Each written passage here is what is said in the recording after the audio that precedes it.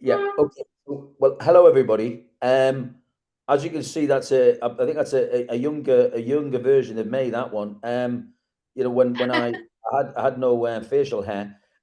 So anyway, so yeah, so we're looking at positioning, value, and client power. How to get paid, respected, and chosen, which we think is actually quite an important topic because it's very difficult. It's one of the hard ones to know how much you're worth, right?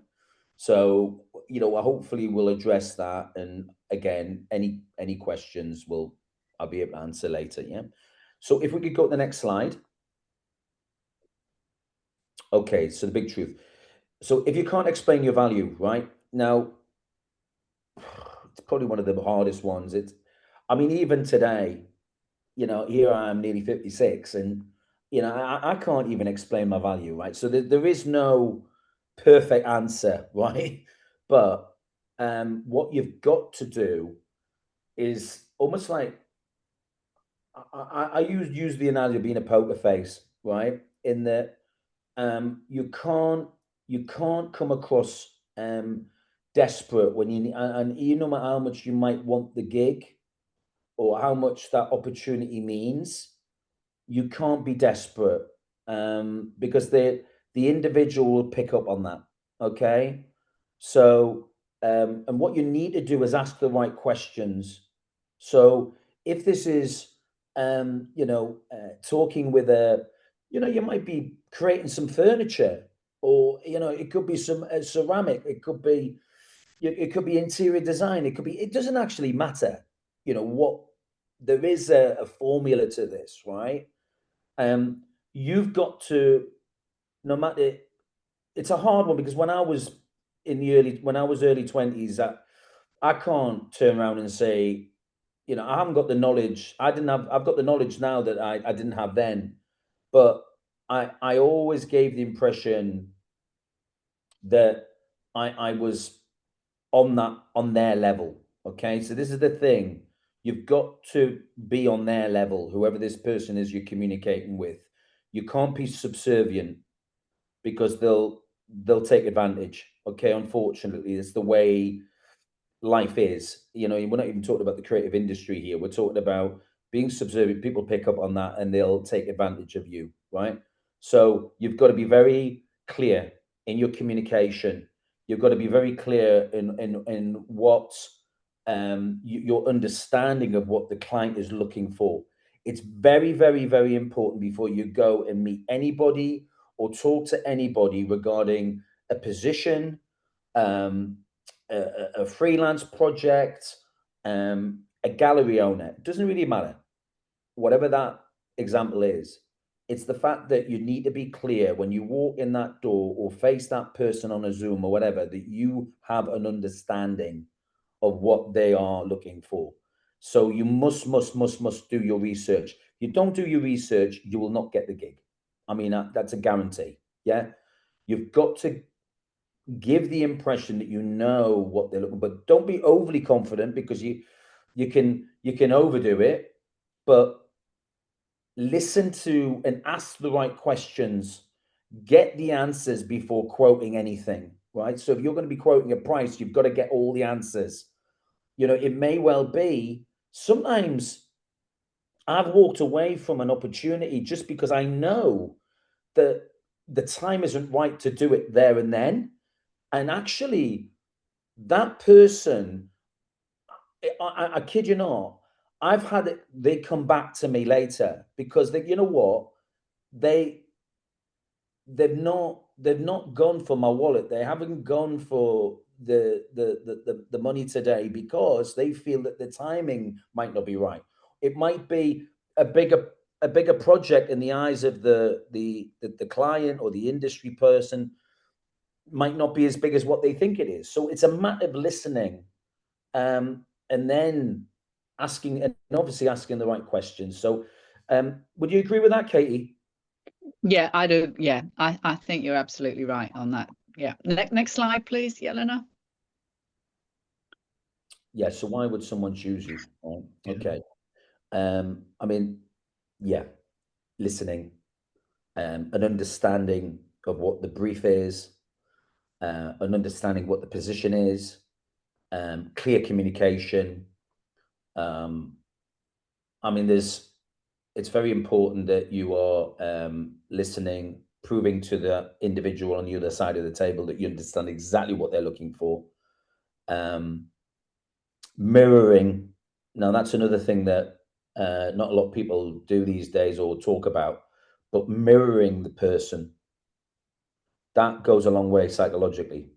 And it's a psychological factor that, when you mirror the person, and you look them in the eye, and if you meet them in person, shaking their hand and being direct and confident, that's really quite important. Okay, don't underestimate that. I think it means that you mean business and you're taking them seriously, and you think, right, okay, I like this kid, I like this guy, I like this lady because she's serious. And that these are things that are that people don't talk about, and they should, because you know being confident and projecting yourself in the right manner, where you're a serious person, not too serious, but taking that person seriously and clearly investing time and effort and gone out the way to do the research, that is massive, because it makes the person feel special. Okay, keep on saying it again. It's massaging the ego, it's making the person feel special. And by listening and asking the right questions and going out your way to understand what they're trying to, you will far more likely to get the break, right, than giving the impression they're hard to get, or look, you're just like anybody else that I talk to, because that's just a disaster. Okay, next slide. Yeah, you don't need to do everything. Right, now, this is really important, right? We used the terminology yesterday, all rounder. There is people out there that are that, and they are, and they can, but sometimes you got to look yourself in the eye and think, right, I'm very good at that, but I'm not necessarily as good at that bit. So what you need to do is understand your skills and what you're strong at and what you're weaker at. Okay, and obviously you want to improve the weaknesses and you want to constantly improve your strengths, right?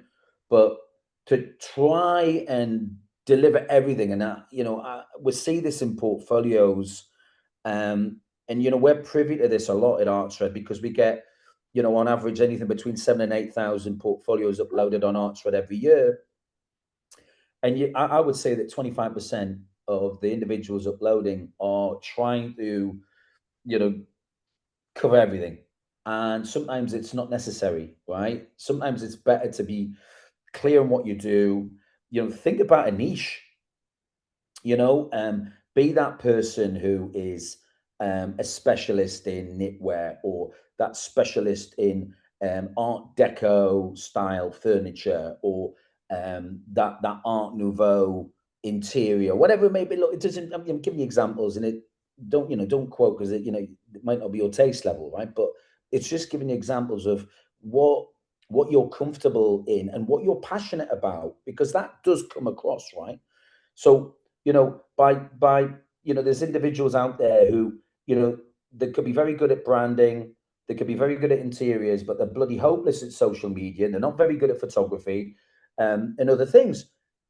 Ask your friends, collaborate with others, right? It's very powerful to make a decision. I think we touched on this with Jed yesterday, where you work with other people, you bring people in, you brief them, and you're still curating, but you're getting what you need.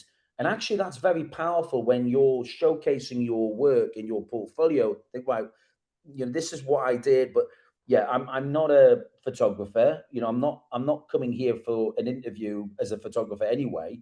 So this photography I shot with somebody I know, someone who was recommended, but I art directed that. I mean, that's delegation is very powerful as well, right?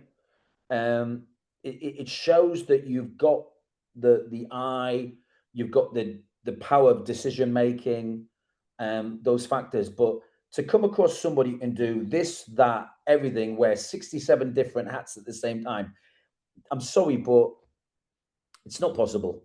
I mean, you're not. I mean, I don't think I've ever met someone who's that good at all rounder that can do everything. I mean, it's just it's not realistic. So it's good to know. It's good to know when you're what you're strong at and when you're not, and you need it, and you need to showcase something because you want to try and get your message across. You've got to collaborate with someone who you rate. Kate, is that fair enough? Yeah, I think you've got that straight on. Right. Next slide, please. Original, your work can be useful. Yeah, well, absolutely. Creative experiment.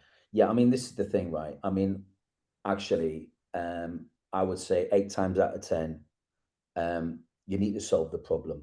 I mean, I quoted a book yesterday with Nick Chubb, Victor Papanek. I would recommend this book to everybody, right? Victor Papanek, Design for the Real World. Why?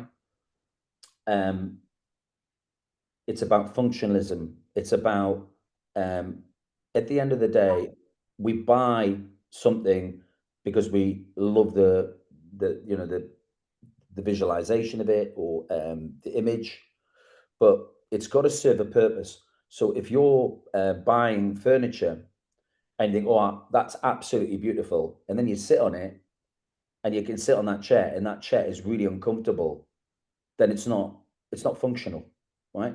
So first things first, you design something. If it's something specific, it's got to deliver what it's supposed to deliver. A seat is a seat. An interior of a bar that is orientated towards urban can't look the complete polar opposite when the brief has got to be answered.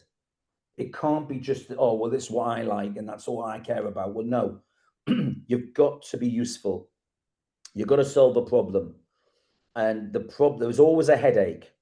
And you've got to deliver on that headache and say, right, okay, this is what we're delivering. It's a functional factor, but the aesthetics come next.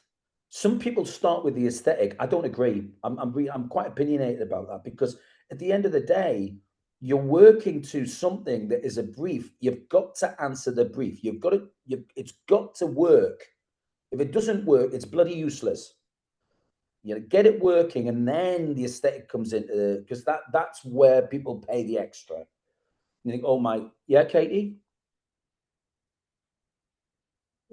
can't hear you. So there is also quite a skill in getting from the client what exactly they want, because in an ideal world, a client gives you exactly what they want on a plate, and all you have to do is then think on. But actually, often clients are not very good at actually explaining what they want or understanding what you want. So I think over time there is quite a good mechanism to learn how you actually speak to clients, how you actually speak to them, to get from them what it is that they want, because what they think they want, or what they write down what they want on the phone, might not be in essence what they want. So there is a skill in doing that, I think. To just, sorry to interject there, but it's very important that they give you a visual. They give you what they've got in mind. Describing and writing something still can be misinterpreted. Yeah, so it's that collaboration. If you're creating something visual and you go out your way and work on something for a week and you go back and present that to that person and it's completely not what they've got in mind, what a waste of time that is. So it's very, very important. I'll give you an example: wedding dress, right? They might describe what it is and they might put it in a paragraph. And not that I buy wedding dresses because I really haven't got a clue, but I'm giving you an example of a wedding dress because at the end of the day, give me this look, this feel, what it is, what is the aesthetic, what you're trying, because suddenly they, oh, well, no, I'll leave it to you. Don't do that. I leave it to you. You come back a week later and think, oh my God, this is ghastly. It's absolutely horrible. I wouldn't give it to my grandmother, right?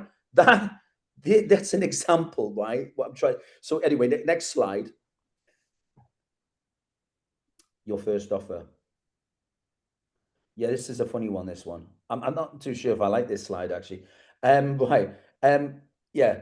I mean, at the end of the day, normally, it normally starts small, right?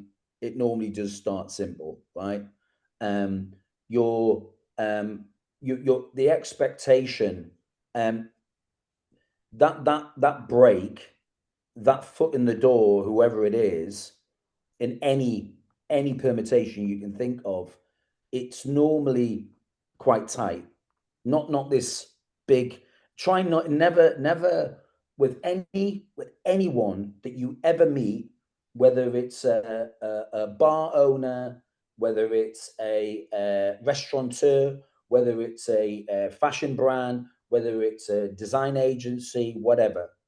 Um, you know, they should theoretically, if you're in the early stages of your career, they shouldn't give you something big that's like asking too much.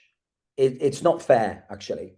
It's better to start small, right? And create something that is delivering on what they are looking for.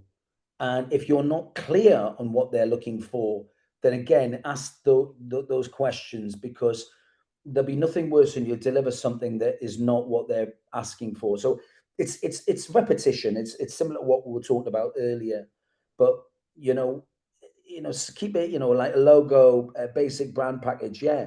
Not a whole corporate identity. That's something that you might do, in your coursework at university, or when you were working for a big corporate company and you've got 15 years experience. That's different. So, but this slide's a bit of a weird one, really, because it's unlikely that they'd give you something too big, and if it is, I think also, Alex, this one is also, I think, about talking about people who are maybe starting their own business. So if you're starting your own business, don't feel that you've got to design, a whole 20 chairs every year, every season, and go to Milan and sell them. You could just start with one chair. Or if you're doing branding, that you to start with logos and basic packaging. Don't feel like you have to do everything before you go and show your work to people. Yeah, that's a good point. That's a good point. I didn't touch on. That's true. You keep it tight. Um, less is more. Yeah. Actually, I think it's an old saying, but it's true. Less is more. And what's the next? Next slide, please. Yeah, cool. This is Oh, this yeah. is the holy grail. This one, right? I do this every month, and I've been doing it for years. Always try to not be the person who's asked the question, how much you're looking for. Try and beat them to that. What you're looking to pay, right? Now, if you're applying for a job, normally there's a circa. There's normally right up to whatever the price is, or and do you go in too low? Not it's difficult because that's based on, you might be up against somebody else who's got more experience, so therefore they should be getting more. That's the truth. That's how it works, right? Experience comes into play. But if you can, if you're standing in someone, and I'm thinking as an interior designer or as an architect or as a, what is your budget? I mean, I'll give another example. When I was in manufacturing, and I worked in China, I worked in Turkey, I worked in Puerto Rico, and um, I'd have a brand, whoever it is, like a Ralph Lauren or Urban Outfitters or whoever it may be, and they always say, "Oh, yeah, this is what we want." And I said, "Well, can you give me a target price?" We don't give target prices. I said, "Well, if you give me a target price, I'm going to try and beat it." Now, that's a funny one, because um, not a lot of people are comfortable, right? But you've got to be a bit cheeky. You've got to be a bit cheeky, right? You've got to say, well, if they do beat you to it and say, well, this is what so well, or how much are you looking for? That is horrendous. When someone asks you how much are you looking for, they'll have a figure in their head. And if you don't match that figure, and by the way, you're highly unlikely to be psychic, is how the hell are you going to answer that one, right? So they go, well, I wonder what she's thinking or what he's thinking, and maybe I should go. Alex, would it be rude to actually just reply with something like, well, actually, can I ask you what you have in mind? Yeah, I think that's rude. I Okay. wouldn't say it like that. If you said Don't that do to me, that. I would think, well, I don't really like you. No, no. What I would say is, well, what you know, in a very pleasant way, because I didn't Mhm. a little bit condescending, right? If you, you know, well, you know, I was thinking, do it really nicely, right? You know, yeah. Well, you know, what have you got in mind? Do it, Mm. you know, do it in the night. You know, In you're a nice honestly, way. I'm not just saying it, but your tone. They go, who the hell do you think you're talking to? Yeah. So again, it's the bloody ego coming into play again, right? It's like, well, so you do it in such a nice way. They go, oh, I quite like this young person who's, you know, they right. Or I don't look. I don't want to try and put words in your mouth, but you must your body language, the way. I'll be honest with you, I'm quite good at this. So this is why I'm quite opinionated on this one, right? Because I've been negotiating for like 30 years of my life. Right, one could say even longer because I even negotiated with my father as a young person, right? So because he was like that, to get my way. It's important that you do it with a smile, do it with a, and it's like because if someone puts you in an awkward position, and it is awkward because money's awkward, right? You've got to play in a really warm, happy, approachable. I think, well, what do you think? What you got in mind? And then, well, no, no, no. What you got in mind? Well, you know, it's quite difficult because I don't, you know, I want to come in too low because I've got bills to. Sometimes you've got to be a little bit. There's got to be a bit of communication, right? It's not natural to a lot of people who don't do it a lot, and that's the thing. But if you do it a lot, you start picking up on it. But the thing is, there's nothing worse to be put on a spot because you know it's going to come. You know they're going to ask. You know the money has to come into play at some point. You're not working for free, but please, please, please don't undervalue yourself, or because you should really know what you're worth, right? Um, and if you don't, there should be people who can guide you. But there'd be nothing worse than going in too high either when you really want the gig because you might not be working there. Well, actually, I needed the money. So the always the best way is to try and get that figure out of that person. And if you can beat them to asking you what you're looking for, but say, well, what have you got in mind? Try and get there quite quickly. That will make your life a lot easier and a lot less awkward. Because Next slide. Let's go and move on. Next slide. yeah. Um, all about well, that's kind of touched on it. They always play that. We don't have much budget. They always, you know what? They say that when they even have that, they have a big budget, right? Because everybody we know, wants a deal. Okay, let's just get that straight. Everyone wants to get a good deal, right? They don't want to overpay. So it's like, well, okay, you don't have much of a budget, but you're asking for something that's going to take me time, and time is money, and I've got to pay my bills. So, you know, can we home in on, you're talking about something really big, but maybe we can, because I can't work for free. And look, there's no harm in saying that, right? I can't work for free. Okay. What is this, project that you're looking to? I think, well, that, how much you're looking to pay for that? And then, well, that's not, that's almost like me working for like €5 an hour. And I'm sorry, I'm worth more than that, right? So it's a matter of really thinking through, listening to the question, and think, well, actually, I can deliver um, on some of this project, but not all of it. This campaign, it might be a simple logo. I know that I can knock that logo out in an hour. And you know what? You don't say that, but you know what you're capable of. You know kind of what you think you're worth. you must have some kind of an inclination of what you think you're worth. I mean, if you don't, you're going to struggle in any time, right? You've got to have an understanding. But it's like, well, sometimes, you do something that's like, wow, that's really beautiful. And then, well, actually, suddenly they find more money, right? Let me tell you, that happens so much. They have got a budget in mind. You deliver something that is only half of really what they're looking for, and you've done it in such a great way, they suddenly find the money to pay you more. Okay. So that happens a lot. A lot of the time people are constantly testing you, right? It's all a test. Life is a test, right? I mean, how many times you heard that one?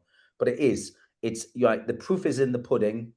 You deliver on a little bit on that for that price, and think, wow, that's amazing. Okay, I'm going to pay you more for the next bit.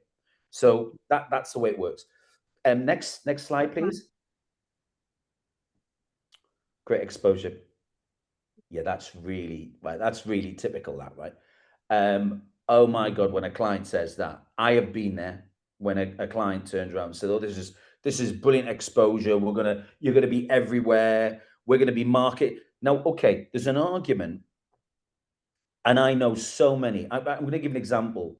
If you know Budweiser beer, the guy who put the bottle top cap upside down and put it on top of the bottle of Budweiser and called it the king of beers, even though it's the worst beer I've ever had, but that's by the by. The crown on top of the bottle, that guy got £250 for that. And I know why, because I know him, right? That was criminal, because that was a global campaign that made them thousands, hundreds of thousands, I don't know about millions, but a marketing campaign, an advertising campaign such as that, for that amount of money, is disgraceful. I could say, give another example about Ben Sherman and various other companies that I know of that have done something similar. The thing is it could be great exposure for you. Sometimes you weigh it up. Sometimes you think, well, wait a minute, this might project me. I mean, there's a company called Vault 49 in New York that started off as a couple of students, graduates that went to New York, went for like a month, in a bed sit, tried to get a break, and they got a break with MTV. Now, MTV's kind of lost its way, but then it was big. They never looked back. Honestly, they worked for very little. But the exposure that they got out of that was big. So one could say the financials, it didn't add up at the time, but they thought, well, wait a minute, this might launch me. Now, again, this is where there is no right or wrong answer. Is the gut, the heart, and the head tells you, or should tell you, there's something not quite right here. And these things you've got to sometimes gamble a bit if you know categorically you're going to gain from that. I'm going to give an example. We, in the past, without mentioning a major global brand, we worked with a major global brand for very little money because we thought it would be brilliant exposure. It didn't work. Okay.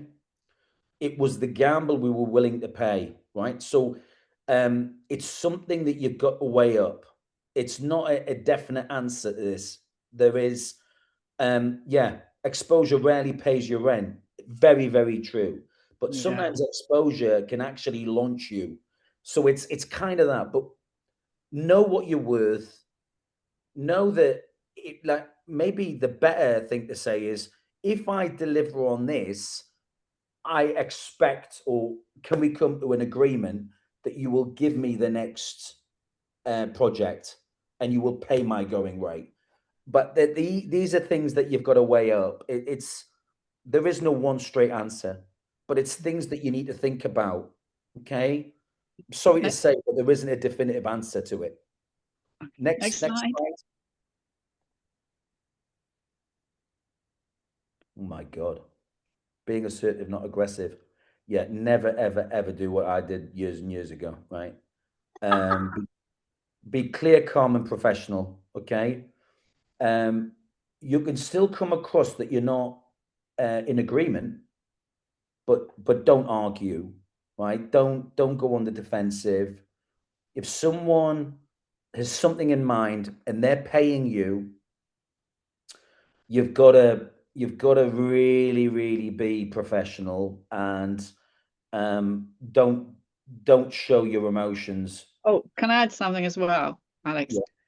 Whatever you do, never respond to emails in a hurry with if Mm-mm. something is not exactly what you want.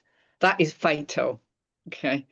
I mean, unless there's any reason why you need to reply to them very early, give yourself at least 24 hours and always reply in a very professional manner. Never Get emotional. get emotional in emails. Brilliant point. So we're looking at two things here. We're looking about an email, or we're looking at a face-to-face. A face-to-face, buy yourself time, right? You can always go back and say, I don't agree. Not Yeah, 2 minutes later. There's a clear difference. An email buys you time. You don't have to respond to an email like that. You really don't. You need to, sometimes it's best to sleep on it. Exactly what Katie said. Very difficult to sleep on something when you're in front of someone. Otherwise, you go to sleep on them, they won't be happy with you at all. You can't go to sleep, right? So, but you've got to be clear, calm, and professional, which is exactly correct. And that's the terminology. But you can always go back and say, look, having thought about our conversation, I feel as if this doesn't work because of blah blah blah blah blah. That is really professional and far better than saying to someone, you're completely wrong. I think what the hell do you know? No, disaster. You never ever go on the defensive. Okay, it's no matter how passionate you are as a person, try just to bite your lip. Okay, next slide, please. right. Always be, yeah, no, God, this is massive, right? It's touching on what Katie has just touched on. When you've had that meeting, when you are responding to whatever it may be, that brief or that client or whatever, right? There has to be clarity. Okay. You've got to break down exactly what they are going to get from you. Or you have to ask the questions within that. So that email that you send, whether it's before or after a meeting, a conversation, or whatever it is, you've got to ask the right questions, but you've also got to be very clear in your answers and break down succinctly what you are going to deliver, and no spelling mistakes. Um, Always written in a professional manner. I mean, I'll be honest with you. Me and Katie, when we email back and forth, we don't even say hi or any of that because we don't need to. We're back and forth that much. But when you're talking to or responding to a client or even a colleague within a company, you always be professional. Always break down exactly your understanding. Be very precise. Spell check. All these things are so important. Do not underestimate. You've got to be professional. Okay. um and a breakdown succinctly of exactly your understanding. Okay, the timelines, the deliverables, and the price of that, and as quick as you possibly can off the back of a meeting. Because if you leave it 24 hours, you might forget some things.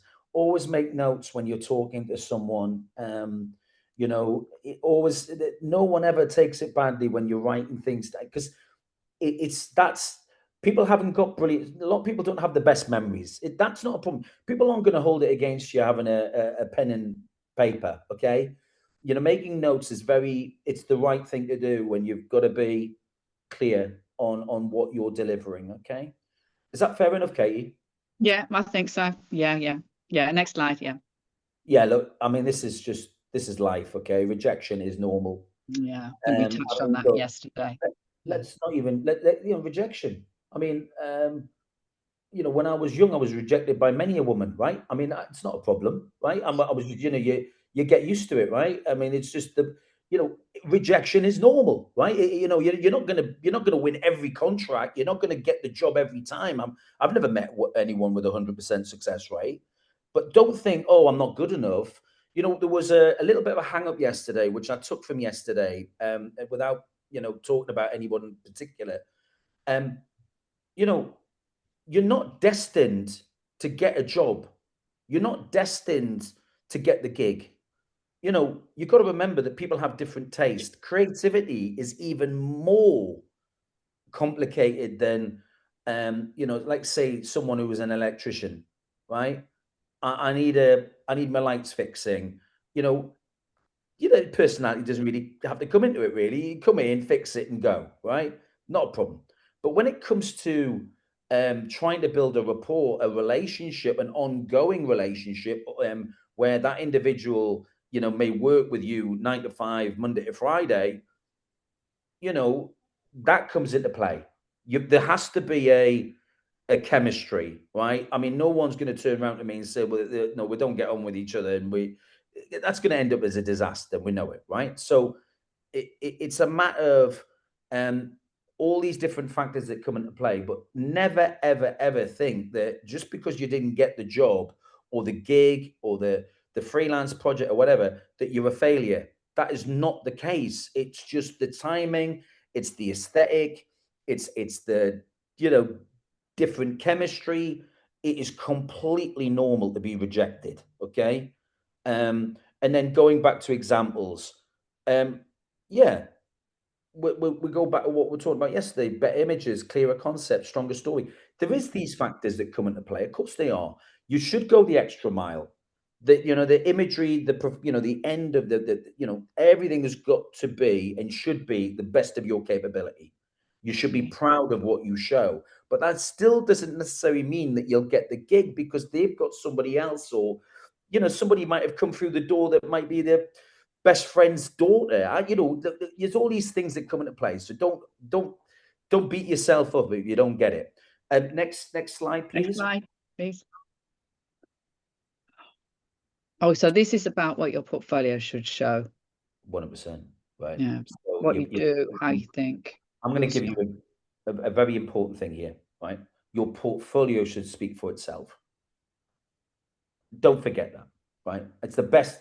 I kid you not. Your portfolio should speak for itself. You shouldn't even have to be able to talk it through. Now, I'm not saying that you should talk it through, right? Because people want to know why, you know, what's going on in your head and how you communicate about this work. But your portfolio has to be very clear in what you are and what you're about. Now, digital portfolio, physical portfolio, very different. It's a bit like a newspaper. An online newspaper is not necessarily the same as a physical newspaper. Different layout, different ways of, you know, and I use that as an analogy because they are at times very different, right? Even though it's the same information, okay? But a physical portfolio, as Jed said yesterday, and Nick said yesterday, um, should really break down, you know, your story, your intention, the answering of a brief, the best work first, the thought process, the sketches, the flats, the roofs, the technical specs, the renderings, the whatever it is that gets you there. I'll give you an example. Like even a ceramicist, sometimes ceramicists they upload their, you know, ceramics on ArtShred, and it's beautiful images of ceramics, but there's nothing behind it. Think, what the hell is that about, right? It's like, was that actually created by that person? You know, what I think I know what this pot is, but what inspired them, right? Your story is massive, right? Your story, the thought process is massive. People buy into that. People buy into emotional attachment, or inspired by, you know, sometimes a fashion designer might be inspired by architecture. That's great. You know, thinking original, you know, being inspired by Le Corbusier or whoever it may be. And then, right, this is my collection based on originality. If you don't paint the picture and you don't explain it physically and digitally, you're not going to get the gig. I guarantee. I guarantee. I mean, you know, the work, I mean, unless your work is exceptional, phenomenal, and it's beautifully shot and it looks amazing, then I think, well, maybe I'll have a conversation with this person, but I'd still want to know how the hell they got there. You know, all that evidence, all that proof that that person actually did that. Because at the end of the day, if you don't get that, you're not going to hire them because they might not deliver. And that's about the reliability factor that we were talking about earlier, right? So, you know, the thought process, your style, the consistency. I mean, I don't, these images, I meant to change these images on the right hand side because they're not random. You know, I come across portfolios where you think, well, wait a minute, these are so random. Is this the same person?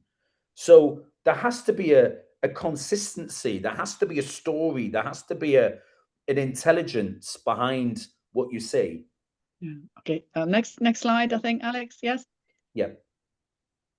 Okay. Final thought. Well, what was said earlier, you know, you don't have to be the best at everything, right? And you know, yeah, clarity. You know, how you communicate, how you express yourself, how you present, all those factors, they all come into play. But look, one last thing I do want to say is that, you know, I'm talking now, I'm 55, right? When I was 22 and graduated, I wasn't that confident. I wasn't like, you know, you great more confidence and depth of knowledge as you get older. So, you know, that person who's going to give you the break, who's going to give you the gig, who's going to give you the job, you know, that they know that, you know, they were probably you. So that, you know, that I'm talking about, you know, a perfect world of professionalism and all that kind of stuff. You know, there isn't a high expectation of someone hiring, you know, a junior designer, junior artist, and then, oh, they've got to tick every single box because, you know, that's what I'm like today. And they've got 30 years on you. Come on, there has to be realism. So just be humble, right? And be true. Um, and you know, give the impression that you actually want to work with that person and, you know, get that gig because you're far more likely to get it, you know. That's it, yeah.